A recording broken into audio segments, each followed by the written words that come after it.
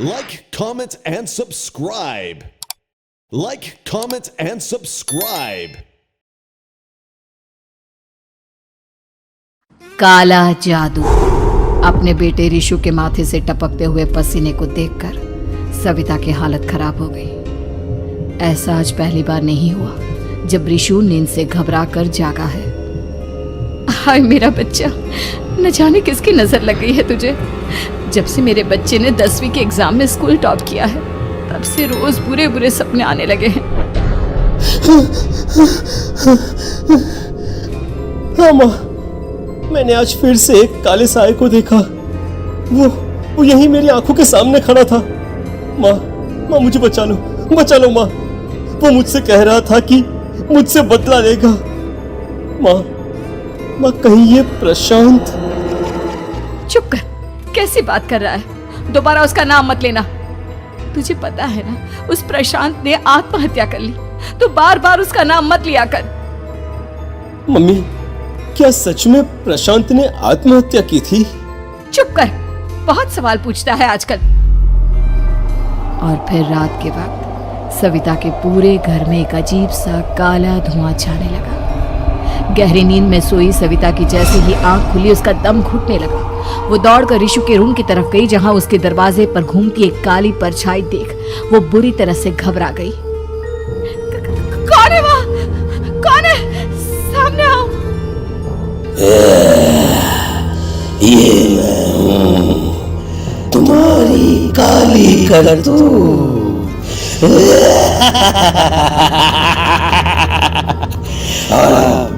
अब मैं तुम्हारे बेटे को ले जाने आया हूँ। नहीं, मेरे बच्चे को छोड़ दो प्लीज। मेरे रिशु को कुछ मत करना। वो परछाई रिशु के कमरे में घुस जाती है। सविता भी उसके पीछे पीछे दौड़ कर जाती है और देखती है कि अब वो साया साफ नजर आ रहा था। वो सर से पैर तक खून में सना हुआ था और उसके शरीर के सारे अंग कटे फटे हैं। क्या चाहिए तुम्हें? तुम जो बोलोगे मैं करूंगी, लेकिन मेरे रिशु को छोड़ दो। उस परछाई ने रिशु को गर्दन से पकड़कर दीवार के सहारे हवा में उछाल दिया। रिशु जोर जोर से चिल्लाने लगा। माँ बचाओ मुझे, बचा लो माँ। ये मुझे मार डालेगा। माँ मुझे बचा लो माँ। नहीं, ऐसा मत करो। मुझे मार दो लेकिन मेरे बच्चे को छोड़ दो। मैं तुम्हारे आगे हाथ जोड़ती हूँ। वो परछाई रिशु को जमीन पर गिरा देती है और अचानक वहां से गायब हो जाती है। रिशु, मेरा बच्चा, तू ठीक तो है ना? कुछ बोल बेटा, क्या हुआ है तुझे? मैं ठीक हूँ माँ। क्या हुआ था यहाँ पर? कुछ नहीं बेटा, कुछ नहीं। तू परेशान मत हो। हम कल ही गांव के बाहर जो तांत्रिक महाराज रहते हैं उनके पास चलेंगे। ठीक है माँ, हम जल्द ही उनके पास चलेंगे। मुझे बहुत डर लग रहा है माँ। ये बार बार मुझे डरावने सपने आना, ये सब हमारे साथ क्यों हो रहा है माँ? अगले दिन सविता अपने बेटे रिशु को लेकर गांव के बाहर तांत्रिक के पास जाती है। जिस जगह पर तांत्रिक रहा करता था वो जगह बहुत डरावनी थी। चारों तरफ कंकाल और खूब भूतियां नजर आ रही थी। गांव से दूर वीराने में उस जगह पर जोर से आंधी चल रही थी। रिशु ने डर कर अपनी माँ का हाथ पकड़ लिया। माँ मुझे बहुत डर लग रहा है। ये कैसी जगह है? देख बेटा, हमारे साथ जो कुछ भी हो रहा है उसका इलाज सिर्फ और सिर्फ ये तांत्रिक महाराज ही बता सकते हैं। अब यही है जो हमें प्रॉब्लम से बाहर निकाल सकते हैं। जैसे ही सविता और रिशु तांत्रिक की झोपड़ी के अंदर पहुंचे, वहां का नजारा देखकर उनकी आंखें फटी की फटी रह गई। तांत्रिक की झोपड़ी के अंदर कई सारे लोग अपनी गर्दन घुमा घुमा कर जोर जोर से चीख रहे थे। कौन हो तुम और यहाँ क्यों आई हो? महाराज, मेरे बेटे को कुछ दिनों से एक डरावनी काली परछाई नजर आती है और कल रात उसने मेरे बेटे पर हमला भी कर दिया।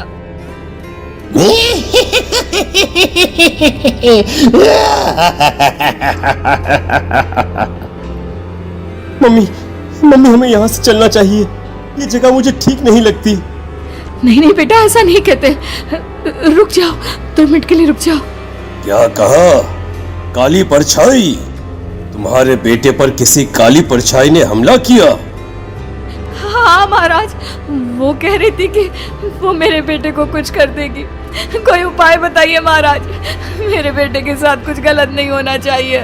तुमने किसी दूसरे के साथ गलत किया है तो तुम्हारे साथ भी गलत होकर ही रहेगा। तुमने किसी की जान ली है, किसी को मार डाला है तुमने। नहीं महाराज, मैंने ऐसा कुछ नहीं किया, मैंने किसी की जान नहीं ली। मुझे कोई उपाय बताइए।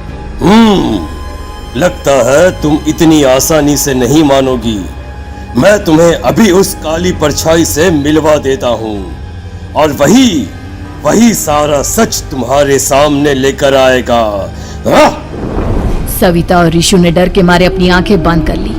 तभी अचानक तांत्रिक की झोपड़ी में अजीबोगरीब आवाजें गूंजने लगी। सविता और ऋषु बुरी तरह से कांप रहे थे। आंखें खोलो और अपने सामने देखो। क्या यही है वो जिससे तुम कल रात को मिली थी? बताओ मुझे। हाँ, इसने कल रात मेरे बेटे के ऊपर हमला किया था। ये उसी लड़के की भटकती हुई आत्मा है जिसे कुछ दिन पहले तुमने मार डाला था। मम्मी ये महाराज क्या कह रहे हैं? क्या सच में आपने किसी की जान ली है, किसी को मार डाला है? अगर हाँ तो बताइए ना मम्मी, किसको मारा है आपने? किसको? तुम्हारी माँ इतनी आसानी से सच नहीं बताएगी बेटा। इसने एक बच्चे की जान ली है। कहीं उसका नाम प्रशांत तो नहीं महाराज? वो मेरा दोस्त है, मेरा मतलब मेरा पड़ोसी है। सही पहचाना। देखा सविता, तुम्हारा खुद का बेटा भी जानता है कि तुमने किसी के प्राणों की बलि चढ़ा दी और इसीलिए अब उसकी बुरी आत्मा तुम्हारे घर में भटकती है। मुझे माफ कर दीजिए महाराज, मुझसे बहुत बड़ी गलती हो गई। प्रशांत हमारे पड़ोसी का बेटा था। हर बार उसके नंबर मेरे बेटे से ज्यादा आते थे और इसलिए मैंने उसके कमरे के बाहर काला जादू किया था, पर मुझे नहीं पता था कि वो मर जाएगा। तुम्हारे उसी काले जादू वाली गुड़िया के अंदर एक बुरी आत्मा थी जिसने उस बच्चे के दिमाग पर बुरा असर कर दिया और उसी की वजह से उस लड़के ने अपनी बालकनी से कूदकर आत्महत्या कर ली। इसकी वजह सिर्फ और सिर्फ तुम हो, तुम।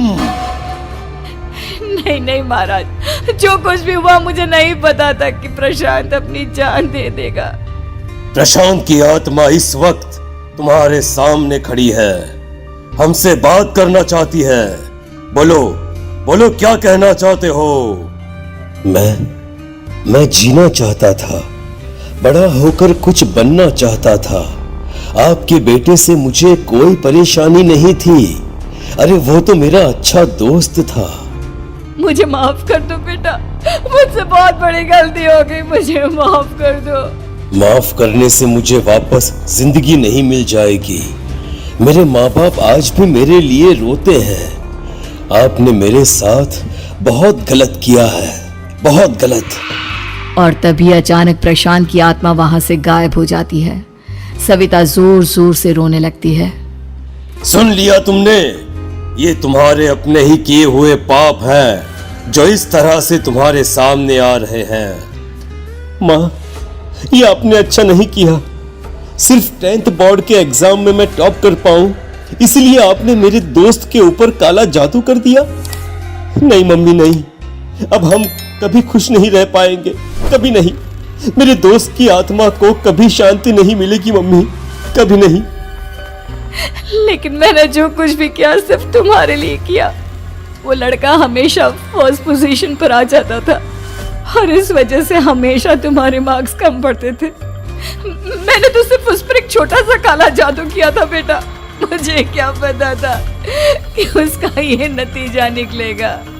जिस गुड़िया को तुमने उस लड़के के कमरे के दरवाजे पर लगाया था, दरअसल उसके अंदर एक बुरी आत्मा का प्रवेश हो गया था, जैसा कि अक्सर काला जादू करते समय हो जाता है।